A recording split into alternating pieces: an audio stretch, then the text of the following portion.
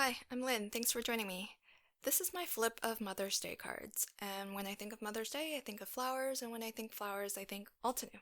So I'll be using a couple of their creative kits. And in this first one, I'll be gold embossing some of these beautiful flowers. And I will tell you a little secret. I actually had to do this card twice. Um, so what I noticed at the end, after I was reviewing my cards, was that I lost a little bit of the gold sheen from that first big flower that you see there. And I think part of that is because with the multiple embossing, it just got too much heat. And that can happen if you overheat embossing powder. So when I did it the second time, essentially I worked in the reverse order where I put all of my masks down first and I stamped from the images from the backmost up to the foreground. And what that allowed me to do was to do all of my stamping and powdering before actually hitting it with a heat gun. And so I was able to just apply heat the one time to the entire stamped images. Whereas doing it in this order, I was heating as I went. And ultimately, what happened was the first flower image just ended up getting too much heat. And so you can actually see it in the video because I didn't reshoot when I did the second card. But you can see in the video, I don't know why I didn't notice it when I was in the process, but it does show up. You can see it where it's just a little bit duller, the gold, where it received a little bit too much heat. So that's just something to be aware of, but it's not, so you can learn from my mistake. And when you do a similar technique, you can save yourself the time and heartache of having to do it twice. But I do love the stamp set. It comes with a couple different flowers and several different leaves, and it's really, really pretty. See there, like you can kind of see where it's a little bit dull on the lower portion of that first large flower that you see in full. Anyhow, so this next technique that I'm going to be doing is I'll be painting with my mica powders. And so I've just got a solution of gum arabic and distilled water, 1-to-1 ratio. And I put a little bit of mica powder in and mix it until it's a nice consistency, painting consistency. And I just paint with it. So I'm not being super duper careful to avoid the gold embossing because it will resist a little bit. But keep in mind that gum arabic, it's required in this technique because it is a binding agent, and that's what the mica powder needs to actually bind or stick to the paper. And one of the nice things with this technique is you can kind of go light to start and then layer on more if you want it to be brighter. And here I'm using a little bit of the pink as sort of my highlight color, and then the lavender as my quote shadow color, but it's mica, so it's all shimmery and shiny. But I did intentionally leave some of the black showing, and where there are shadows, went with a more sort of almost dry brush technique. This die actually comes with the kit, and it's a fantastic size. I love how bold it is, and I love the font. I cut it out twice, once from gold foil and once from black cardstock, and I'm just lining the edges with a alcohol marker. And that's so that it stands out a little bit better from the background, especially where it does overlap over the flowers. And that's the reason that I die cut out of the black cardstock as well, because I'm going to inlay those pieces back in, and that covers up the floral pattern, which makes it a little bit easier to read the lettering. And like I said, I did do this entire card twice because I still, at this point, have not realized that that gold foil, gold embossing at the beginning lost its shine. And sorry, my head pops in. It was a little fiddly to get all the little pieces back in. So this is my second card. It's from it's Altenews Orchid die set. It's one of their layering die sets, and what I did here was I fussy cut out a lot of the different flowers, which I had stamped onto just pink cardstock. And then I laid out the flowers in the pattern that I wanted, and I used that as my template for lining up the stamp when I went to stamp on my card.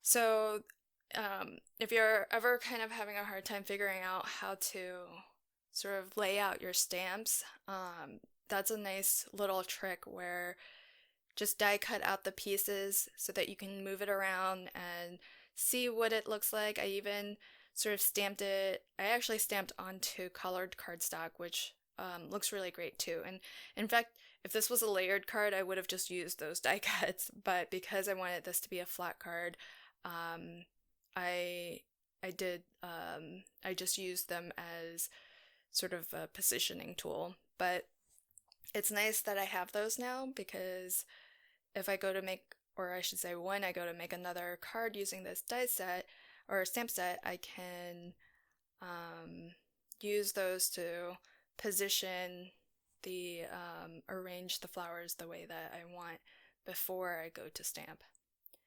So in this stamp set, there's actually several different flowers, and you're just seeing, I think, 3 of the 4 full blooms, and there's even 2 different buds. And for each of the flowers, there's actually 4 different stamps, and they give you this really lovely, very realistic look.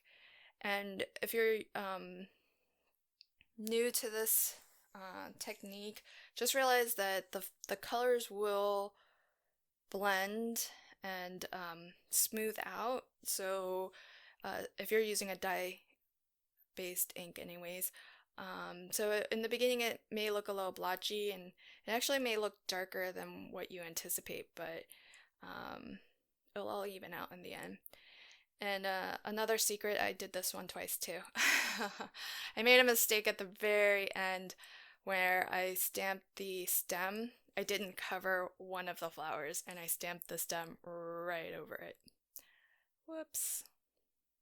Alright, so in this card, this is going to be my layered card, and I'm using another Altenew set. And in this kit, there came the stencil which you see there, and it actually matches the stamp set.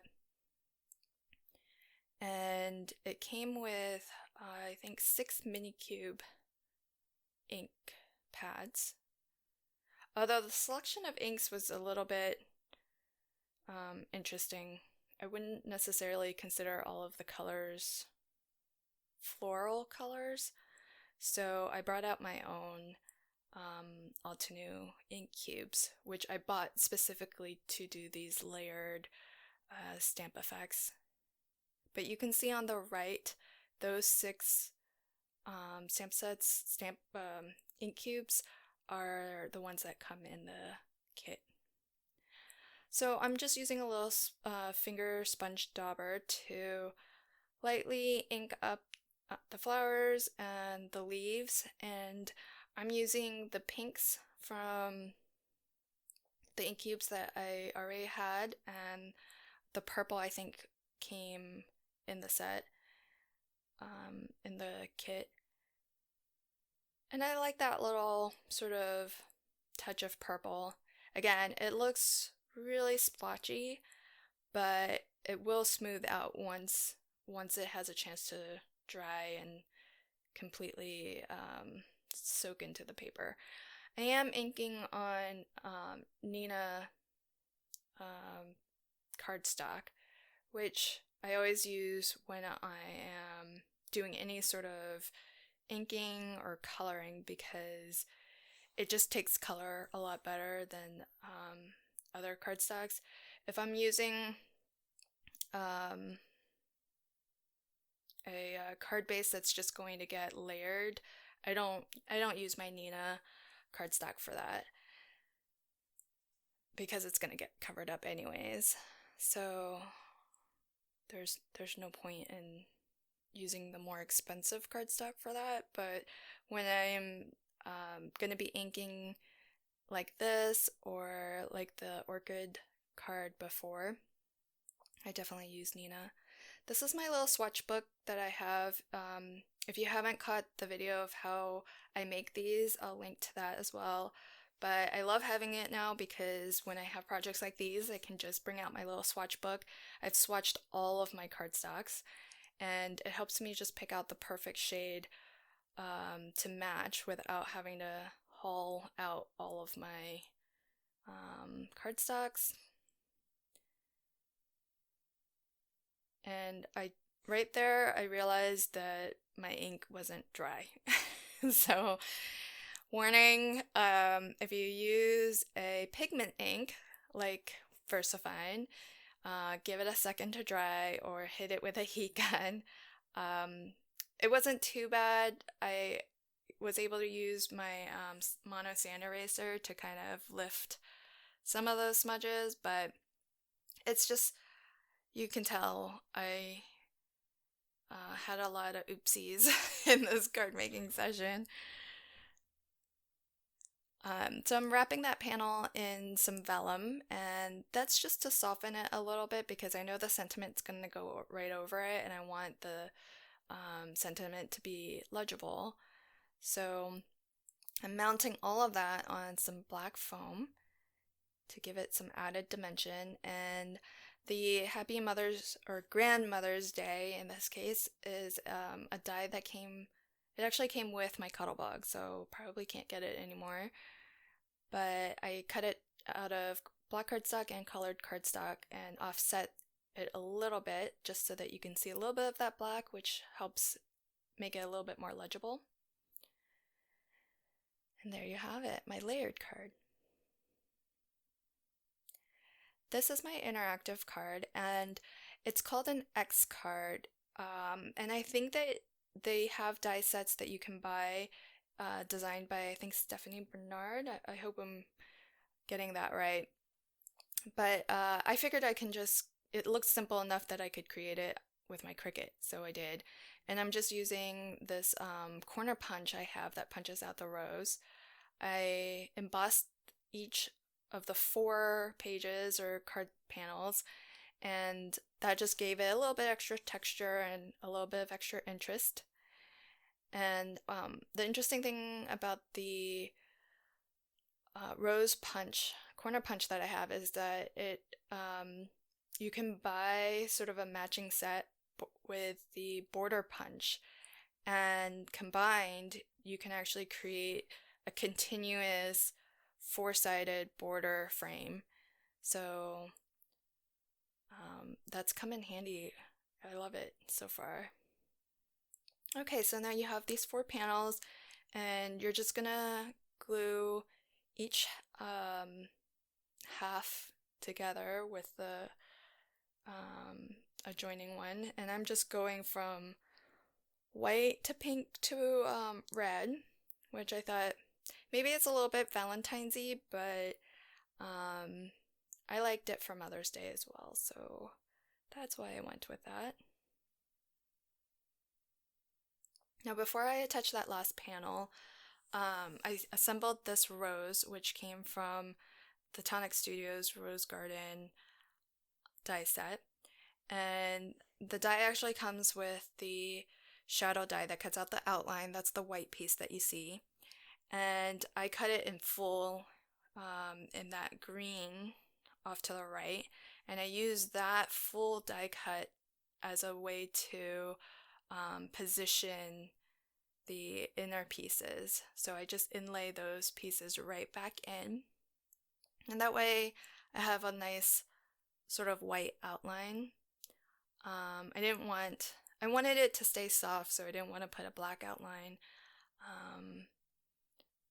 around it. So I just put those little pieces right back in, and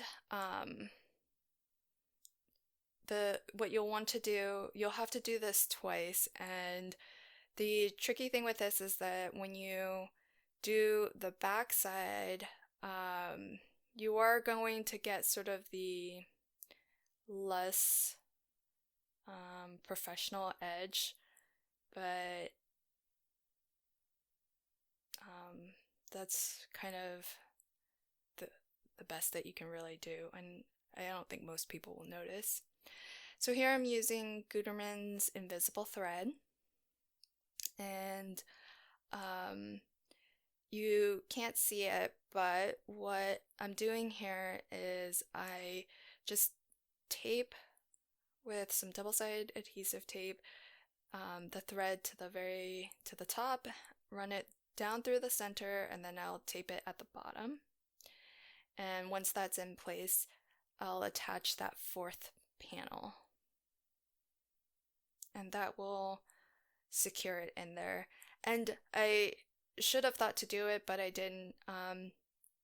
If you were to do this, I would run some liquid glue over the thread too, just as another safety precaution, to make sure that it doesn't slip or move. There is tape over it, so it probably is pretty well secured, but if I had it to do over again, I would actually put a little bit of liquid glue in there too. So now that you have your X card, all you have to do is just attach your rose, and you can put anything in the center here. Basically, you just want to sandwich that invisible thread between your two die cuts. And the die cuts, they do have to be mirror images of each other if it's not a symmetrical die, like the rose here, so that you get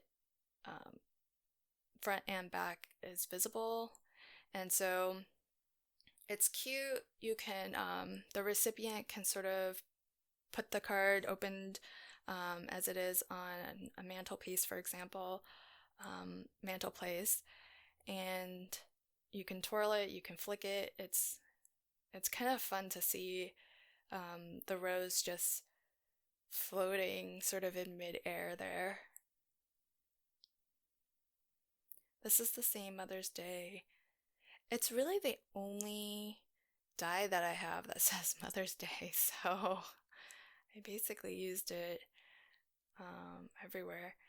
And the happy I got from a happy birthday die that I just snipped off the birthday portion. You see a little bit of shimmer there, and that's actually a mica mist shimmer spray that I create myself. And again, it's just mica with a solution of gum arabic and water. So this is going to be my last card. It's my pop-up card, and I'm using a couple different Sizzix dies. This scallop panel actually comes from, I think, one of the drop-in die sets, but I'm just using the panel, not the drop-in part.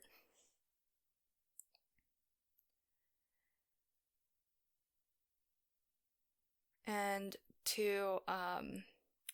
I punched out the Happy Mother's Day sentiment using my We Are Memory Keepers word punch board. And if you're not familiar with that, I have a video on that as well. It's a great way to add custom lettering. And like I mentioned, I don't have a lot of dies with the Happy Mother's Day sentiment, so I wanted to create my own. And I'm just putting little strips of cardstock here just to level out the portion behind, because I didn't have enough of that pattern paper, and so you wouldn't even know it to look at it, but I wanted everything to be flush. And here, this is a Sizzix 3D drop-in die set. I think it's the banners one, but I swapped out and that's the lovely thing about these drop-in sets. They came out with additional drop-ins that you can interchange out with the originals. And so I bought the You Are One in a Million drop-in. And so once you have the base die set, you can just buy these additional drop-ins and then replace the original dies with these different sentiments, and you get different pop-ups. It's a really easy way to make a pop-up because it cuts everything for you. This card came together really fast, especially compared to the first flat cards, because those painting techniques and embossing techniques do take some time, and the stamping and layered stamping. So these, especially with the dies really do all the work for you. These star strips come with the You Are One in a Million die set, and I kept all the little stars that get punched out. I kept all of those as well, and you'll see me in a second just add those as additional accents. And this is it's just some glitter paper that I bought. It's the same as the rose, and I actually got it at Michael's. It's part of a scrap pack, and so these little scrap packs are great. You get a little bit of a variety, but they're smaller sheets, and so they come in 4x6 and 3x3 sheets, which I think is perfect because this is generally how I use glitter, and they have a pack of foils as well. I kind of use it in small doses, and so I don't typically need a full 8.5x11 or 12x12. These 4x6 and 3x3 sheets are perfect for just these little die cuts because I like to just add just a hint of sparkle. So I found that they're beautiful. The glitter cardstock cuts beautifully and it doesn't shed, so it's actually quite great. Now it's bling time! So I sped this up a lot because I have a really hard time kind of deciding how I want to bling stuff up, and with this orchid card I tried a couple different things, and you see me laying some things out, changing my mind. In the end, I didn't add anything to it. I don't know, maybe I'll go back to it. This one I added some Nuvo drops that I had already dropped onto that acetate sheet. Actually, that's just the back of double-sided tape adhesive. So this is the just Wink of Stella. Give it a little bit of extra shine so that it matches that shimmer on the background. And with this one, I might have gone a little overboard. I don't think I needed to do everything that I did here. But it is what it is. I think it would have been okay to stop after the black, or just done one or the other, either the colored pearls or the black ones, but not both. But here's a close-up of all my cards. So this is the first flat card. That one's truly flat. The orchid card would be flat except for the fact that the sentiment is popped up on foam, but if you didn't do that, that would easily be a flat card too. This is my layered card. Lots of layers. There's a matted layer, vellum layer, foam, even the sentiment is double layered. So lots of interesting textures and shapes there. My interactive card is an X card that I use my Cricut to cut out. The lovely floating rose in the center. And this is why it's called an X card. You can see that.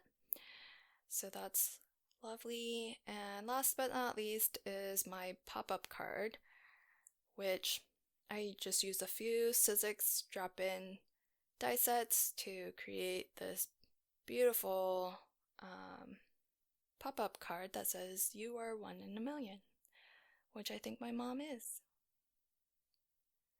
Well, thanks for joining me. I hope that you enjoyed my Mother's Day cards and this flip project. Enjoy and have a fantastic day.